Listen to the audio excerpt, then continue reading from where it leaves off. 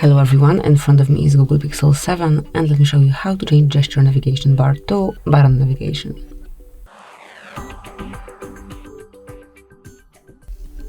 So at first you need to open the settings, then in search area enter navigation.